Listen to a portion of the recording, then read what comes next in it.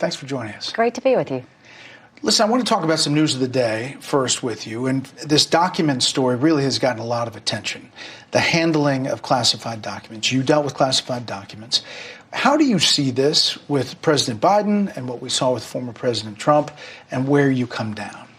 Well, classified documents should never be taken into an unsafe place. And so I think that clearly President Trump and President Biden did it. They both should be investigated to make sure that there was no harm to our national security.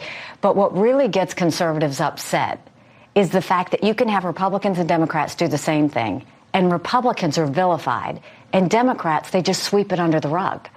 And so that's the FBI, DOJ double standard. You know, at some point, something's got to give. You can't weaponize our agencies and have it play out this way. On the world stage this week, a lot of focus in Davos, Switzerland, and the World Economic Forum. If you listen to those speeches, climate change is the biggest issue on the world stage. Obviously, you have Iran protests. You have China on the move on a number of fronts. What do you see as the biggest challenge for the world? Davos is so tone deaf.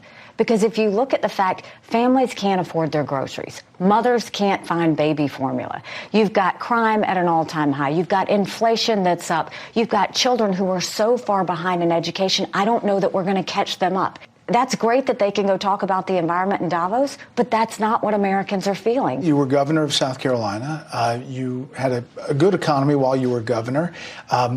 But balancing the books on a federal level has been very difficult for Republicans and Democrats. Governors have to balance their budgets, right? So we do understand what it means to kind of pick and choose what you're going to spend on. I think when you look at the debt ceiling, we're $31 trillion in debt. We are borrowing money just to make our interest payments. Our debt's higher than the economy. We haven't had that since World War II. We're certainly in a place that's not sustainable.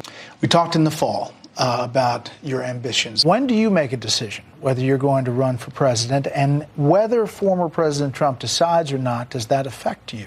Look, I've said for a long time, if there's a place for me and I put my hat in, I've never lost a race. I'm not going to start now. You said after the holidays that you would look at it, consider it. You would read the tea leaves, in your words. We are in the new year.